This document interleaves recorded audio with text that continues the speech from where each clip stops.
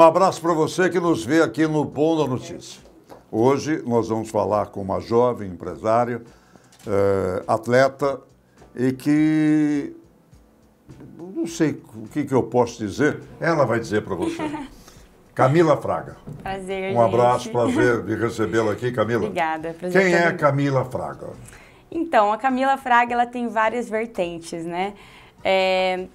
Eu sou maquiadora há 7 anos, comecei a trabalhar bem novinha. Com 16 anos já trabalhava profissionalmente na empresa da minha família, que é a Nina Cabeleireiros. Estamos no mercado há 31 anos.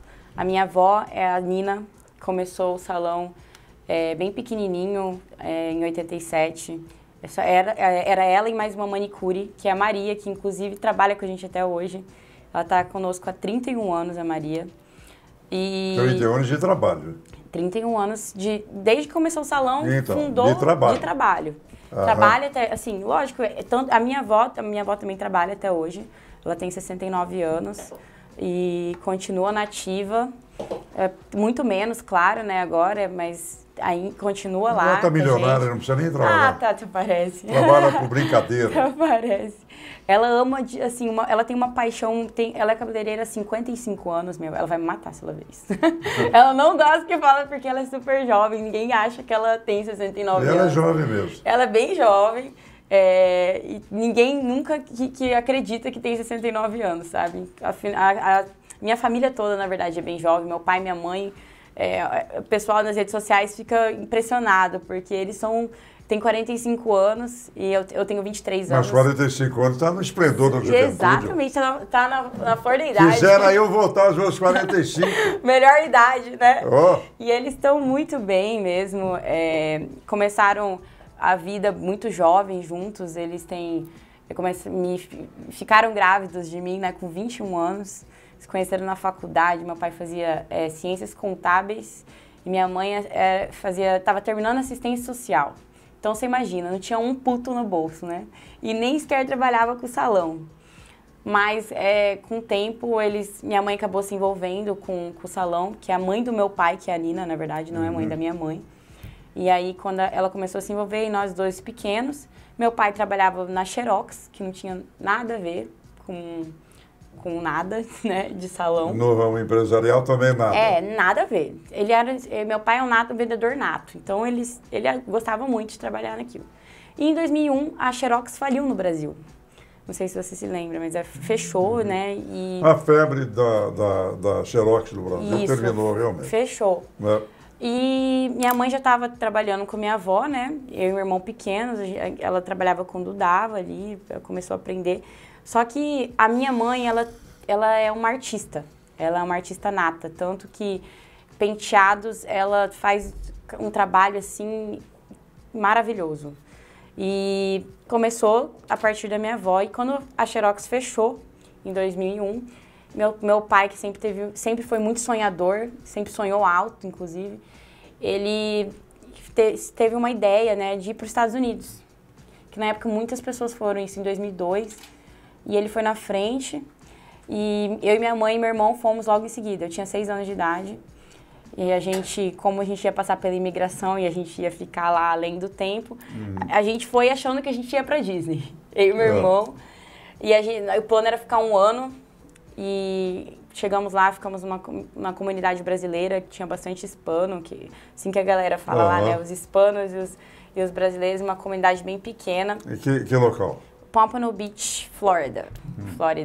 Pegaram a Flórida, pertinho ali de Miami, Fort Lauderdale. Orlando. Ali pertinho. Orlando já é mais pro meio, né? Mais pra Miami do que pra Orlando. E chegando lá, minha mãe começou a trabalhar em salão, mas acabou não dando certo. Não dando certo porque não tinha visto de trabalho.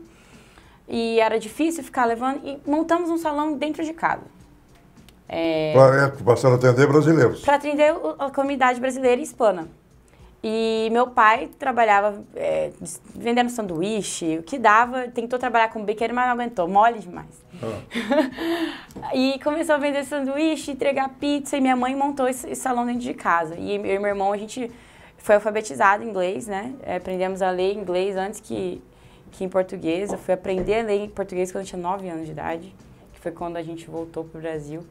E lá ralaram. Minha mãe começou a trabalhar assim igual uma doida. E eu falo que eles são a equipe perfeita, porque ela tem o talento e sabe fazer um trabalho incrível como ninguém, e meu pai administra como ninguém. Então eles conseguiram fazer o que tantos brasileiros tentam fazer, né? Que é ir para lá, juntar um dinheiro, voltar e começar a vida aqui. E foi o que eles fizeram. Ficamos lá 2 anos e meio, voltamos e tudo que eles conseguiram. E o mais incrível, a gente viajou os Estados Unidos inteiro. Acabaram ganhando dinheiro lá. Acabamos ganhando dinheiro. E o mais incrível, a gente viajou os Estados Unidos inteiro. A gente foi 7 vezes para Disney, Miami, fomos para Pensilvânia, do nosso jeito mais simples, claro, né? Mas aproveitamos, fomos para onde tinha que ir, Nova York, Boston, Pensilvânia, fizemos o tour ali nos Estados Unidos. Então, com 9 anos, cheguei no Brasil com uma bagagem que meus pais falam que não, demoraram muito tempo, um conhecimento, né? Que ninguém tirou de você até hoje. E que só te favorece. E meu pai é um cara muito inteligente, assim, ele, até meus 12 anos de idade, a gente só conversava inglês dentro de casa. A televisão era em inglês, ele não nos respondia se a gente não falasse com ele inglês. Porque nesse tempo, como ele passava mais tempo com a gente, porque minha mãe ficava mais entretida ali e no período da tarde não tinha quem cuidasse de nós. Meu pai trabalhava até as 3 da tarde e a gente voltava da escola. Eu vinha pra casa. Porque a escola lá termina 3. E a gente passava todo esse tempo com meu pai. E foi quando eu também entrei pro lado atlético, né? Tanto que eu jogo futebol desde os 6 anos de idade. Lá é bem comum, né, as meninas jogarem futebol. Meu pai também jogou categoria... A seleção feminina dos Estados Unidos é muito forte. É muito forte. Meu pai, ele jogou na categoria de base do Palmeiras e do Vasco, quando ele era adolescente. Então, ele é futebol maníaco. Meu irmão também. E eu acabei... Tanto que hoje eu sou muito mais que meu irmão, né? Acabei começando essa vida atlética desde lá. Sempre muito forte também, além do normal. Meu pai fala que ele colocava corda, assim, na frente de casa, na árvore. Eu subia, assim, ele ficava indignado. Subia sem pé, assim, sempre fui muito do esporte. E quando voltamos, né, que eles investiram todo esse dinheiro no salão, que na época nem era tanto assim, mas que já deu para dar uma... O salão tinha 10 funcionários que a gente voltou. Eles arrendaram o salão da minha avó. Minha avó não é mais proprietária lá da Nina. Meus pais tomaram conta já tem quase 15 anos. E continuam? Continuam. Hoje nós somos 4 empresas, né? São 3 Nina Cabeleireiros, uma barbearia Kaminski, 120 funcionários. Mas eu corto meu cabelo. Corto com o Josemar. Sério? Tá vendo? Corto com o Josemar. Nossa, que legal. Aliás, está na hora de ir lá. Não só eu, acho que muita gente aqui corta com o Josemar. Sério? Que meus legal, netos cortam com o Josemar, meus genros meu irmão, cortam com o inclusive, Josemar. é barbeiro também agora. Lá? Não, né? Lá começou um loirinho alto, assim.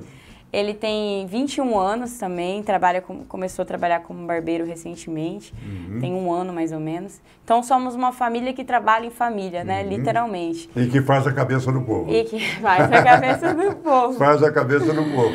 E aí quando eu voltei, eu sempre fui muito magricela. E voltei a vida inteira fazendo esporte, joguei 10 anos de handebol. Fui para brasileiro, estadual, tudo que você imaginar. No handebol? No handebol. E ao mesmo tempo sempre tive uma veia muito artística. Sempre quis sempre fiz teatro, procurei os veículos de comunicação, que na época a gente não tinha isso de Instagram, de rede social, né? Era mais um MSN, um Orkut, nunca foi muito a fundo. E morando aqui em Cuiabá era difícil investir, difícil. Então o que tinha para fazer da parte artística eu fiz, mas acabei não indo para frente com isso. E comecei a maquiar também novinha na empresa. E em 2014, morei um tempo nos Estados Unidos novamente. Lá eu trabalhei maquiando, comecei a dar cursos de automaquiagem. Trabalhei também limpando casa, porque eu nunca gostei de depender de ninguém, sempre fui muito independente financeiramente. Então eu falei pro meu pai, não estou conseguindo achar trabalho como maquiadora, eu vou trabalhar como limpando casa mesmo. E comecei a morar com a mulher com quem eu limpava a casa, que a gente ficou muito amiga. O nome dela é Cláudia, inclusive, assim, foi uma pessoa muito importante na minha história. Brasileira? Brasileira. Foi quando comecei também a ter contato com a igreja, mais a fundo. Então, que na verdade começou quando eu era adolescente. Vamos deixar esse teu lado cristão.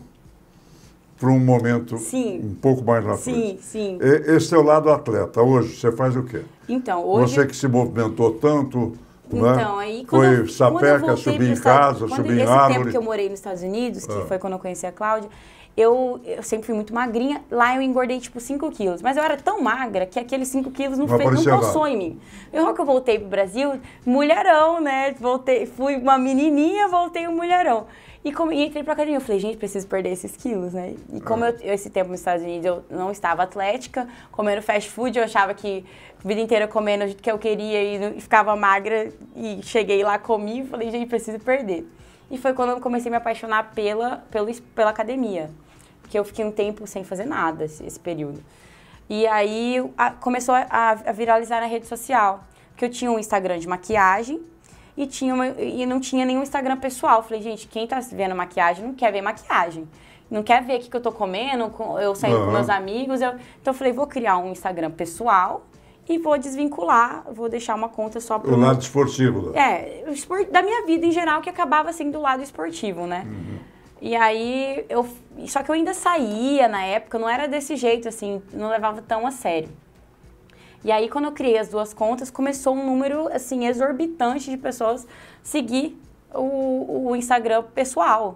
O profissional também, tem 16 mil seguidores no profissional, mas hoje eu tenho mais seguidores, tenho 10 mil seguidores a mais no meu de atleta do que no meu profissional. E o que você está fazendo agora com a Então, agora eu vou competir vou participar do campeonato de fisiculturismo em março, em São Paulo. Fisiculturismo? Fisiculturismo, da categoria biquíni, que é a categoria das mais magrinhas. Ai, meu Deus, estão ligando.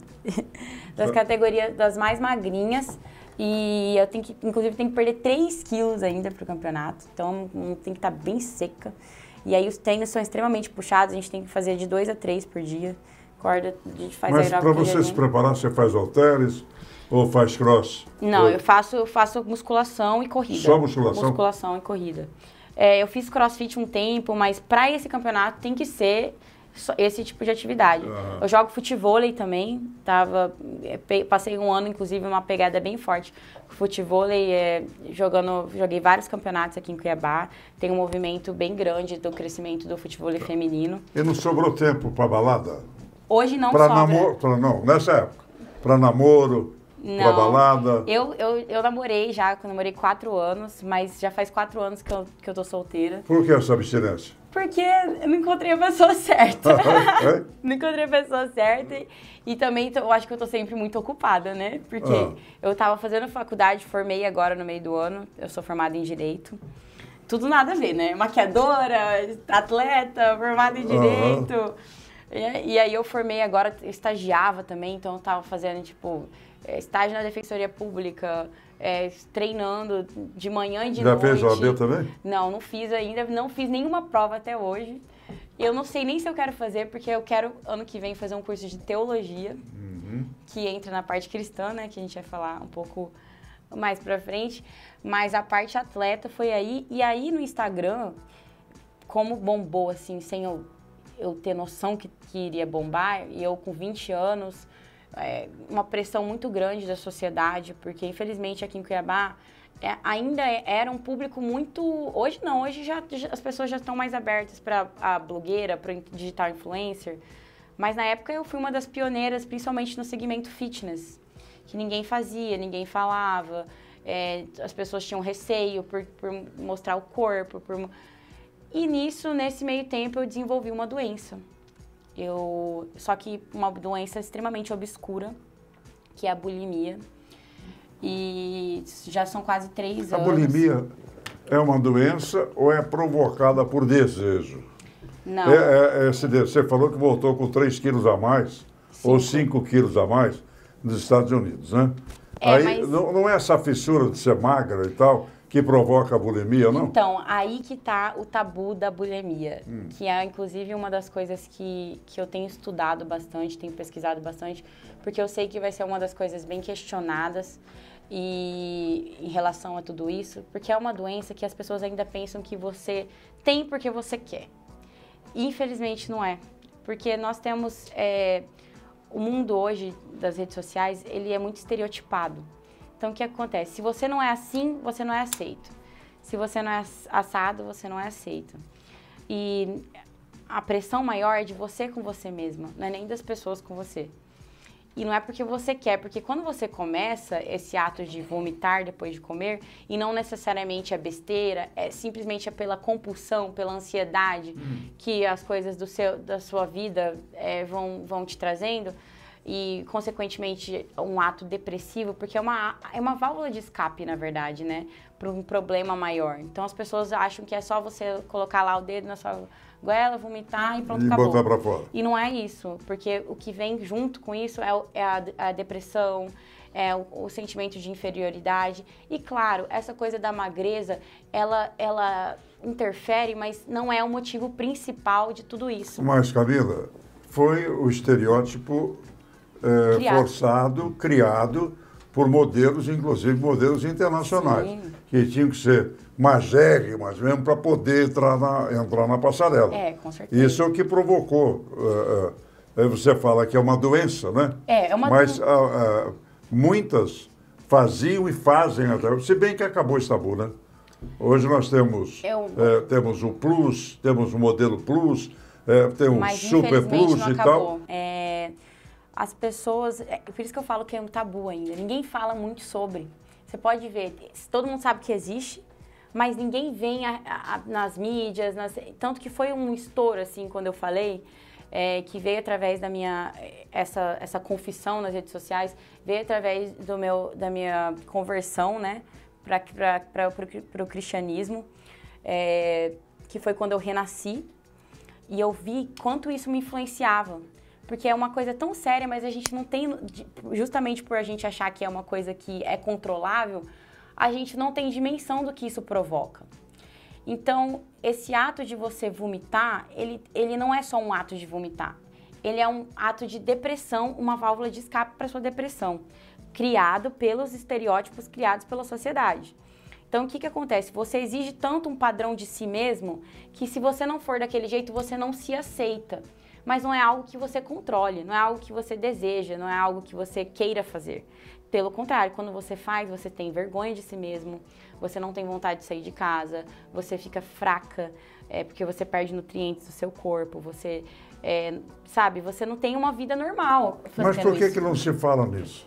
Não sei. Por isso que eu quero falar sobre isso. Você está falando abertamente isso, eu estou vendo aqui com uma sinceridade incrível.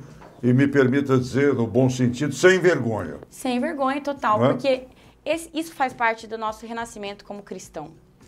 Quando a gente renasce, que vem através do batismo e dessa conexão com o Espírito Santo que a gente tem, e não tem como explicar, né? Até porque fé não se explica, né?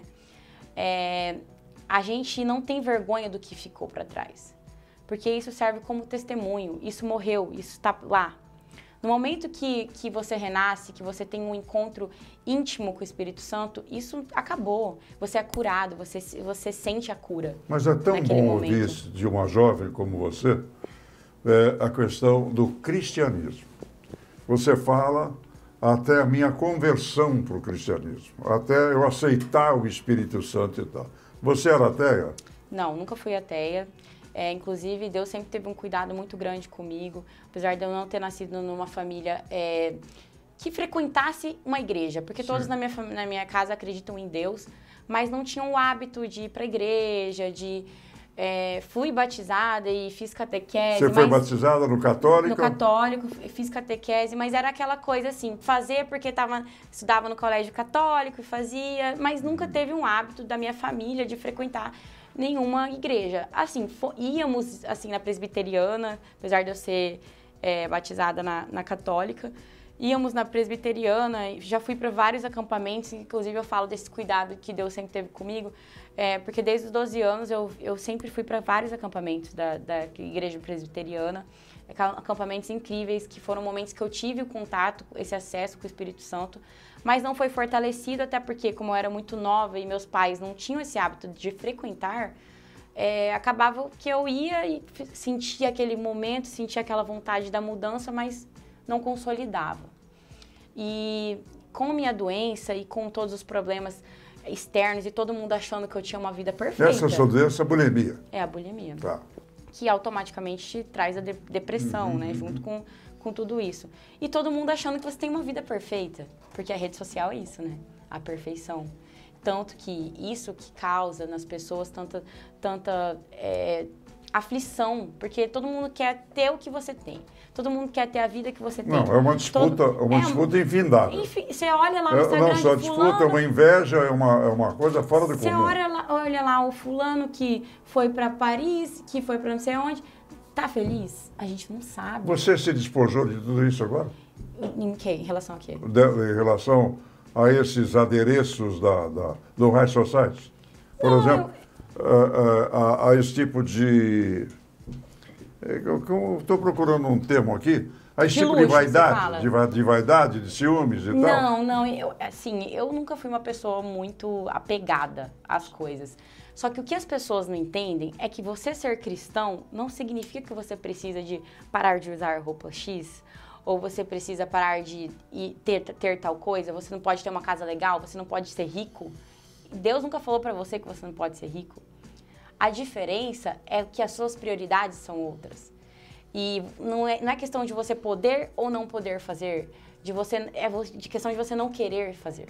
Porque o Espírito Santo, ele te toca de uma forma que ele te constrange. Então, você vai saber o que é certo e o que é errado. Porque quando o Espírito Santo, ele fala pra você, olha, isso não, isso sim, você vai ter essa consciência por si próprio. Interessante, muito interessante. Realmente é. Coríntios 1 fala, tudo me é permitido. Eu acho que o toque divino, ele é preponderante para o ser humano. Você tem que ter algum norte para seguir. Agora, nesse mundo de tanto desamor, nós estamos vivendo, infelizmente, é a treva, realmente, nós estamos perto da treva, estamos perto da escuridão. Maior e algumas de atitudes de depressão, de doenças desse porte, né, que não tem, digamos assim, que solução para a sociedade. Eu, por muito tempo, tomei quantos remédios controlados? Estava tomando, assim... Hoje não? Hoje não. Depois que eu fui curada, depois que eu aceitei Jesus, é incrível que você sente a sua cura ali, naquele momento. Mas no ato? No ato. No ato. No momento, você sente a sua cura. É incrível, não tem como explicar, tanto que é tão real isso que o meu olho, ele brilha para falar, porque eu quero que todo mundo conheça, que todo mundo sinta isso, entende? Por isso que eu, não, como eu te disse, não tenho medo de falar do que já aconteceu, não tenho medo, e eu sei que vai ter muita gente que vai julgar, que vai falar, nossa, agora virou santa, virou a crentinha, que é o que mais vão falar. Eu sei disso e eu não tenho medo nenhum, porque o meu propósito é esse, é falar do amor, é falar da graça de Deus. Eu quero menos religião e mais amor, entende? E as pessoas ainda têm esse preconceito, porque você é evangélico. Você está pregando? Basicamente. Basicamente. Você está pregando ou orientando? Com a sua história, essa sua história que é uma bonita história. Você é uma moça que conseguiu se desvencilhar de tudo, dos preconceitos, dessas amarrações, né?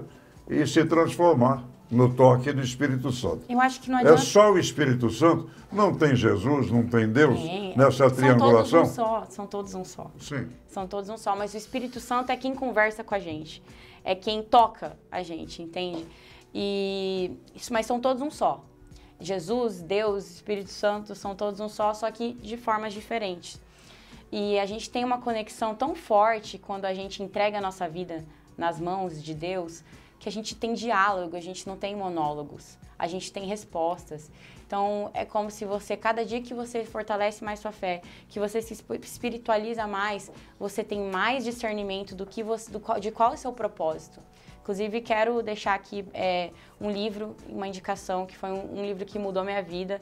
Um seguidor meu, que recentemente, esse ano, que foi minha conversão, ele teve um sonho comigo sobre o meu propósito, principalmente em relação às redes sociais, porque não é à toa, Edivaldo, que existe esse número de pessoas me seguindo. Para mim, nada é coincidência. E ter um veículo de comunicação desse porte nas minhas mãos, e é incrível, porque o que eu posso fazer, o que eu posso falar, e o que eu tenho falado e feito nas últimas semanas, porque minha conversão é bem recente, tem um mês, E Você se converteu um mês? Um mês. E está tão entusiasmada assim? eu tô muito... Porque eu me descobri. Assim, tem um mês que eu me converti, mas já tem um processo vindo de constranger, de não depuração. De não conseguir mais fazer coisas que eu fazia antes. Sim, de depuração. Isso. E, por exemplo, eu ia pra balada, eu escutava o Espírito Santo falando comigo, minha filha, o que você tá fazendo aí? Você não viu que já deu sua cota? Você tá insistindo numa coisa que você não se sente mais vontade. Por muito tempo eu ia, forçava a barra, sem me sentir bem naquele local. Então, Coríntios 1 diz isso. Tem uma pergunta indiscreta. Você não passou por droga, né? Passei. Também? Também. E conseguiu deixar na boa? Assim, não era, mano, nunca não era um... Calma aí, mãe. Calma aí, mãe. Não era louca. Mas já experimentei, digamos assim, ilícitos, nada de cocaína, essas coisas. Deus me livre. Mas já experimentei, já fui pra muita festa. Me arrependo hoje. Na verdade, não me arrependo, porque eu acho que isso é testemunho. Porque eu posso falar hoje que eu vivi tudo e mesmo assim eu escolho Jesus. Eu tive outras oportunidades de escolher festas, escolher pessoas, escolher até mesmo fama, mas eu prefiro escolher Jesus. E eu sei que o que Deus tem preparado para mim é muito grande. E por isso que eu não tenho medo de falar do que aconteceu. Eu sei que meu propósito aqui é grande. Tanto que esse seguidor que me deu esse livro, que chama Uma Vida com Propósito, indica um dos livros mais... Uma Vida com Propósito. Uma Vida com Propósito. Se eu não me engano, o nome do autor é Warner, alguma coisa. Vou pedir para as meninas passarem para você. E é um dos livros mais vendidos no mundo, esse livro. Ele me deu e não me falou nada, só falou que teve esse sonho comigo. Leia. E quando eu comecei a ler, ele é um livro que você lê um capítulo por dia. E o Espírito Santo vai mexendo com você. E você vai vendo por que você nasceu, por que você foi criado. Porque todo mundo tem um dom. Deus fez todo mundo com uma finalidade, para a honra e glória dele. E quando a gente encontra a nossa herança, que é o que Deus deixou para nós, é como se nada nos parasse. E hoje eu consigo enxergar isso de uma forma tão nítida, tão clara, qual é o meu propósito, que é falar do amor e da graça. Esse dom da comunicação que eu sempre achei que era para ser atriz. Isso é natural, isso é uma comunicadora nata. Isso é uma coisa muito que eu nasci com isso, entende? E esse poder que eu tenho nas mãos de influência através das redes sociais e creio eu que, se Deus quiser, através de outros veículos de comunicação no futuro, vai ser para isso, para a honra e glória do Senhor. E para isso eu não vou precisar de parar de fazer esporte, eu não preciso de parar de fazer as coisas que eu gosto. Se isso não me constrange, se o Espírito Santo... Eu não posso... Olha, lá na igreja o que eu gosto, uma das coisas que me cativou muito foi sobre o pastor falar, olha, quando te perguntarem de que igreja você é, não fala. Fala, eu sou da igreja de Deus. Porque isso é um tabu que as pessoas têm e é uma barreira que elas criam de não conhecer o amor, a graça, que é você ser amado independente do que você é, do que você... Deus te ama do jeito que você é. Ele te aceita do jeito que você é. E as pessoas... Ele te fez assim? Ele te fez assim, e ele te fez assim porque ele queria que você fizesse assim. Uhum. Então as pessoas têm que tirar essa ideia de que, eu vou entrar pra igreja, eu vou ter que parar de fazer isso, eu vou ter que parar de fazer aquilo, eu vou ter que parar de escutar música X, eu vou ter que parar de vestir tal roupa. E não é assim. Você não precisa parar de vestir tal roupa, você não precisa parar de escutar tal música, mas os seus gostos vão mudando. Ele vai colocando coisas na sua vida e vai tirando outras de uma forma orgânica, de uma forma natural. Não é nada forçado, não é nada imposto. Ninguém tá ali porque tá obrigado. Eu não fui obrigada a tomar essa decisão. Eu não me batizei. Inclusive, esse batismo foi incrível, porque foi na minha casa, onde batizamos mais de 35 jovens. Cedi o espaço lá, tivemos... E Deus é tão perfeito que Ele cuida dos detalhes. Porque eu sempre fui muito pagodeira. E, inclusive, a minha última festa que eu saí foi num show do Tiaguinho. Tava toda arrumada e tal. Espírito Santo falou pra mim, minha filha, vai embora. Eu falei, poxa vida, Espírito Santo. Tá cortando a minha? Cortando meu barato? Tô aqui toda arrumada, com brinco de argola, batom vermelho, e você me manda embora. Sacanagem. Falei, fui pra casa, falei assim, eu lembro que eu tava no Uber pensando, gente, será que eu nunca mais vou escutar um pagode? Oh, glória. E o batismo foi sensacional, porque uma banda de pagode gospel apareceu, tocou no batismo, E os pastores... Aí Deus te tocou por completo, né? Não, eu falei assim, não, eu fiquei surpresa, porque o cara foi, o grupo foi na minha casa, inclusive, Ministério Compromisso Maior, sigam lá no Instagram. O grupo tocou de graça na minha casa, porque eu falei, não, eu vou divulgar vocês e tal. Não, a gente vai. Tocou, eles foram lá, tocaram o pagode, os crentes piraram lá. O pastor falou, Camila, você já entrou chegou chegando na igreja, né? Que já foi aquela festa, tinha mais de 200, tinha cerca de 200 pessoas na minha casa. Porque no batismo vai os familiares, vai... E meus pais que não são batizados, nem frequentam a igreja, ficaram extremamente emocionados. Então, quando você disse, você está pregando, não existe pregação melhor do que a sua transformação. Porque as pessoas, você não precisa falar nada, elas começam a sentir sua transformação. Elas veem o seu modo de olhar para elas diferente, seu modo de amar, sua paciência, seu amor para tratar com as coisas. Isso move as pessoas ao seu redor. Então, você não precisa ficar falando para ela nada. Porque ela automaticamente vai ter curiosidade, vai querer sentir isso que você está sentindo. Poxa, a Camila vivia triste, vivia mal e nas redes sociais estava lá bem... E agora está alegre, e agora está tá feliz. alegre, está feliz e diferente. É isso que eu tenho escutado. Nossa, Camila, de pessoas de fora. Como você está diferente? Eu falei, querida, Espírito Santo, você quer conhecer? Ainda bom que eu te conheci diferente.